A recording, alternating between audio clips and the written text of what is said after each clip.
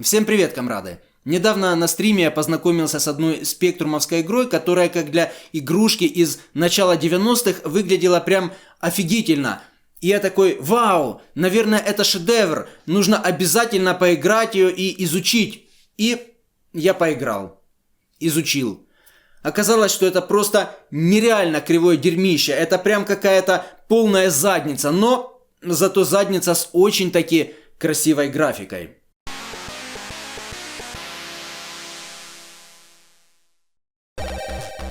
Итак, игра называется «Молитва воина», и изначально меня удивило, что несмотря на ее шикарный внешний вид, никто из присутствующих на стриме в нее не играл и вообще не слышал о ней.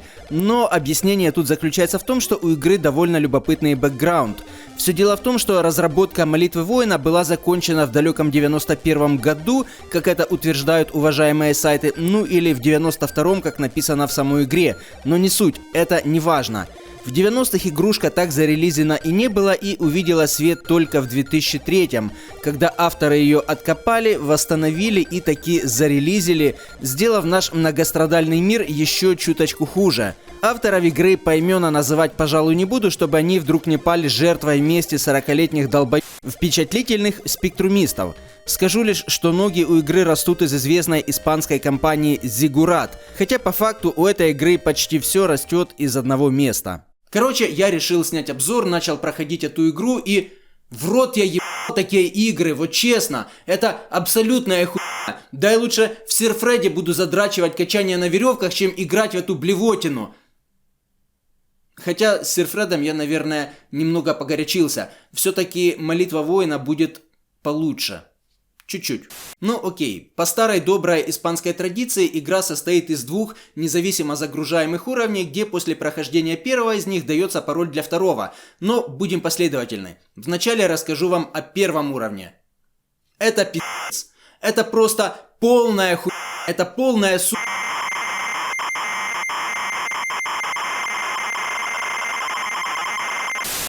А вот знаете, я тут подумал, ведь авторы зарелизили игрушку только спустя 11 или 12 лет после ее разработки, и вроде бы они что-то в ней допиливали, хотя это и не точно. Но тем не менее, можно все-таки предположить, что изначально графика игры выглядела несколько похуже, чем мы можем наблюдать ее сейчас. Уж больно она красива, как для ранних 90-х. И вот если они допиливали графику, какого хрена они хотя бы минимально не пофиксили все остальное, а выпустили в свет такую какашку? Хотя, может, на самом деле они ничего и не перерисовывали. Но все равно это их не оправдывает. И у них не было никакого морального права выпускать такую срань и осквернять ею наш любимый Спектрум. Хотя, кому я вру? На Спектруме имеется такое нереальное количество всякого убогого дерьмища, что осквернить его просто невозможно. Да и если вести разговор на серьезных щах, то эта игра вовсе не так плоха, и на Спеке есть тонны игр, просто масса игр, которые гораздо хуже «Молитвы воина». Да, Prayer of the Warrior — это всратый кривой отстой, но все же тут потрясающая графика и анимации, имеется сюжет, боссы, так что не все так плохо. И если бы не криворукость авторов, то однозначно это была бы одна из лучших спектрумовских игр. И от этого, знаете, обидно вдвойне. Про фэнтезийный лор игры рассказывать, пожалуй, не буду, так как он просто меркнет в сравнении с ее божественной графикой и дьявольской всратостью. Короче, мы играем за молодого варвара нордического происхождения, который борется с каким-то там злом и хреначит нечисть своим огромным топором.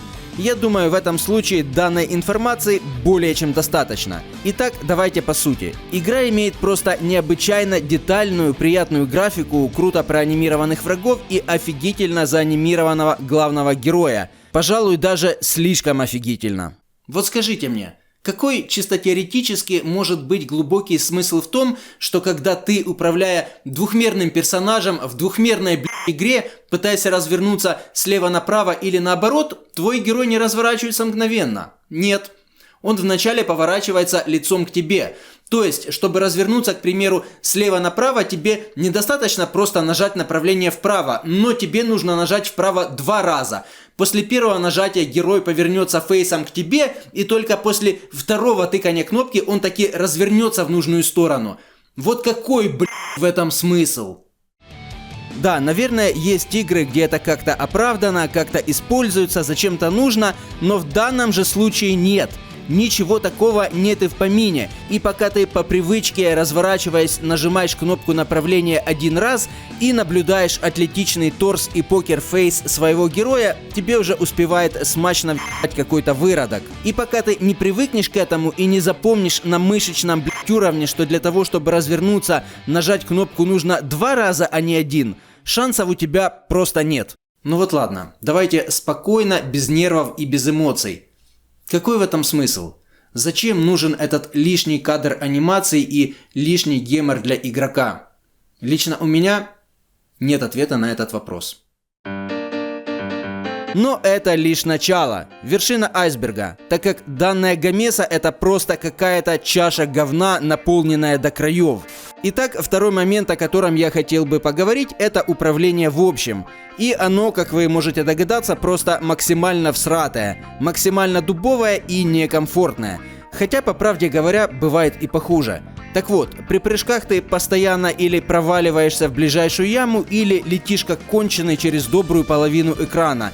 Это просто пиздец. И еще если ты привык к нормальным играм, то благодаря дубовости управления часто и густо ты просто не успеваешь замахнуться топором и опять же получаешь заветную пиздину. Ну и конечно же в игре присутствует бесячий респавн врагов.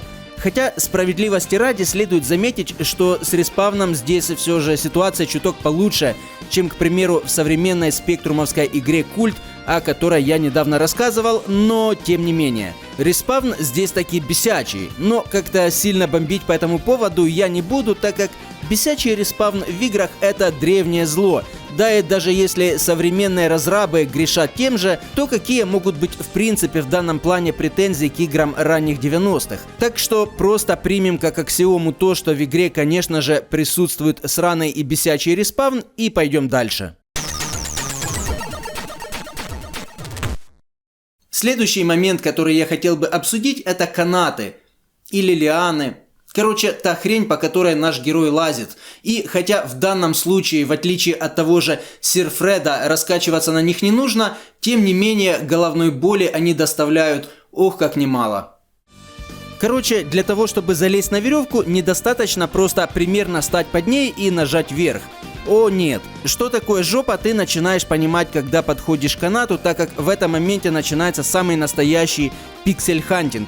Я имею в виду то, что для того, чтобы подняться или спуститься, герою нужно стоять в определенном месте с точностью до, мать его, пикселя. Вот буквально. Ни пикселем влево, ни пикселем вправо. Только так и не иначе. А теперь вот просто представьте себе этот дрочелин, эти веревки и этот пиксель-хантинг, при том, что на тебя постоянно прут какие-то моральные уроды и в игре в принципе дубовое управление. Короче, постоянно отбиваясь от нечисти и получая пиздюлины, ты должен найти тот самый заветный пиксель, став на который ты сможешь куда-то подняться или спуститься. Это просто трэш. Ёбаное говно. Но это еще не все. Нет. Геймплей игры знатно сдобрен всратым и нечестным левел-дизайном, где ты, появляясь на экране, сразу же на что-то натыкаешься, не имеешь возможности увернуться от пуль и всякое такое. А еще какого-то хрена иногда герой проваливается сквозь пол, хотя внешне никаких дыр как бы и не видно. И тайлы, через которые ты проваливаешься, ничем не отличаются от тайлов, на которых ты стоишь. Криворукие утырки. Хотя справедливости ради следует заметить, что в общем и в целом карта уровня довольно-таки неплоха. Она обширна, в принципе логична и вроде бы не содержит каких-то непроходимых мест и логических тупиков. На первом уровне нужно собирать какие-то бутылочки. Собрав их все, мы получаем возможность телепортироваться в подземелье, где нас ожидает босс в виде чудовища со щупальцами. Босс не самый умный, не самый оригинальный, но тем не менее. Институт боссов в играх на спектруме отсутствует в принципе как класс. Боссы на спеке – это редкость. А здесь же босс имеется, он круто нарисован, нормально проходится и красиво взрывается. Так что за босса, конечно же, зачет. Правда, битву с боссом, как впрочем и все остальное в этой игре, несколько омрачает всратость управления. Ну да ладно, мы это уже обсуждали.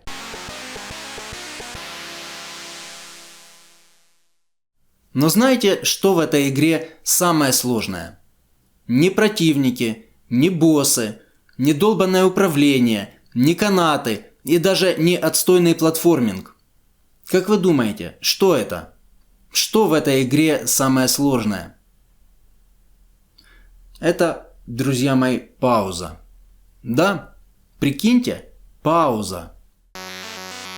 Разрабы умудрились просрать даже этот момент и даже из, мать ее, паузы смогли сотворить очередной геморрой. Короче, в чем суть? В игре есть пауза, и ты можешь без проблем поставить игру на паузу, но вот снять ее с паузы — это задача просто совершенно мозговыносящая. Я не представляю, как можно было так обосраться на паузе, и как можно было выпустить игру в люди, не пофиксив такой вопиющий недостаток. Дело в том, что когда ты намереваешься выйти из паузы и продолжить игру, при нажатии на соответствующую кнопку игра не возобновляется, но оживает всего лишь на один единственный кадр и потом ставится на паузу вновь. Поэтому, если ты в выступлении многократно херачишь по кнопке паузы в надежде продолжить игру, то лишь получаешь покадровый слоумо. Короче, это просто полная боль и полная задница. Но выйти из паузы при определенной сноровке все-таки можно. Для этого вам потребуется везение, умение молниеносно нажимать на кнопку и также молниеносно отдергивать руку от клавиатуры. Долбанное дерьмо. Ну что же, хватит демагогии. Давайте перейдем уже ко второму уровню или, если угодно, ко второй части, которая загружается отдельно и запускается путем ввода пароля, который дается нам после победы над первым боссом.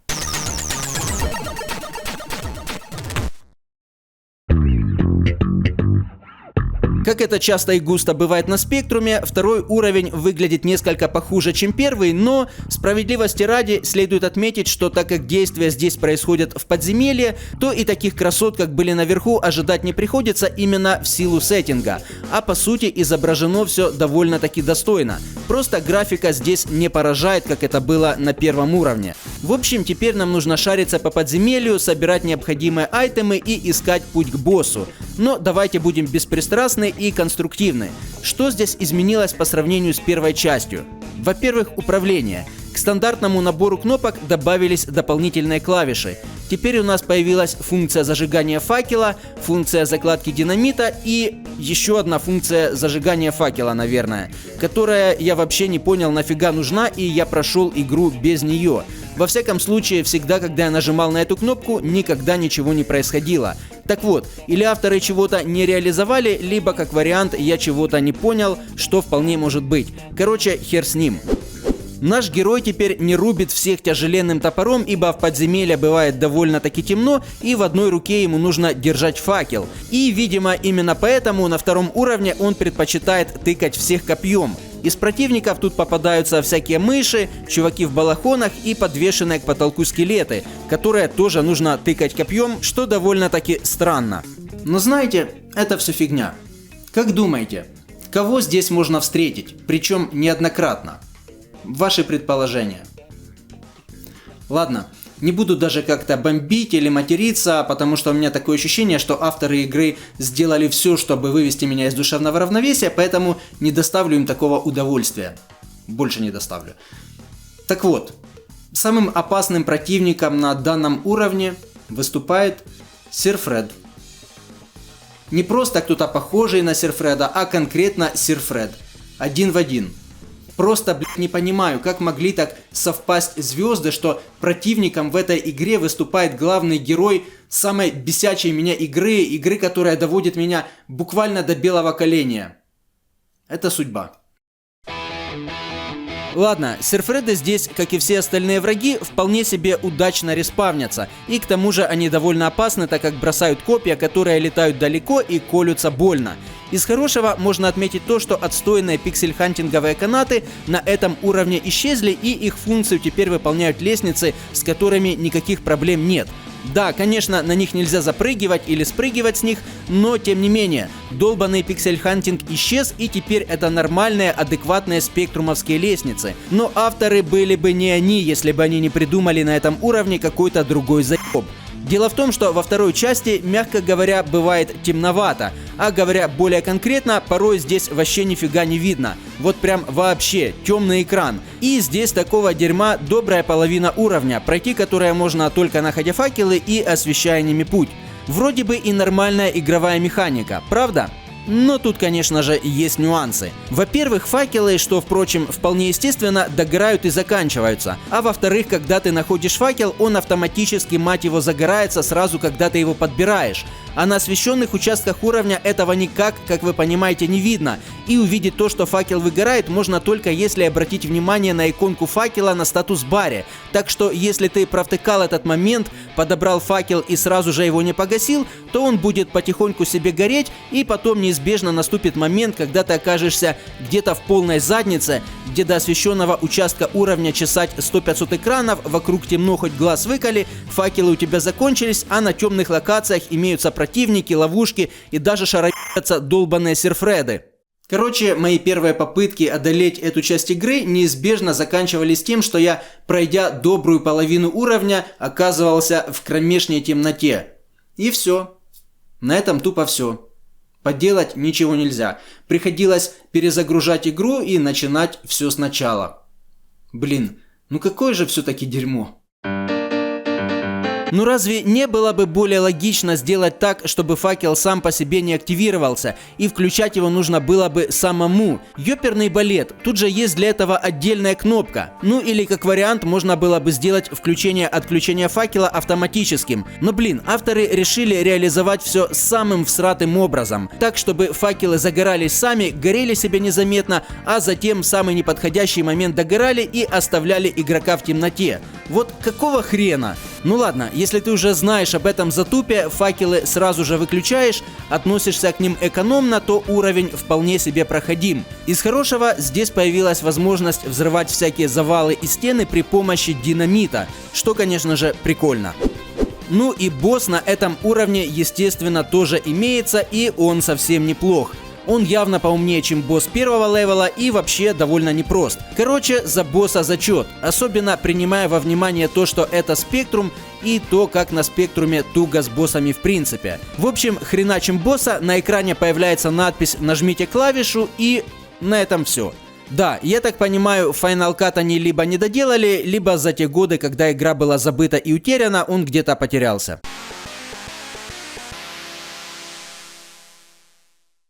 Но это все фигня. Прикиньте, на втором уровне они таки убрали ту бесполезную анимацию главного героя, когда он разворачивался к тебе лицом, и для того, чтобы повернуться налево или направо, приходилось нажимать кнопку 2 раза.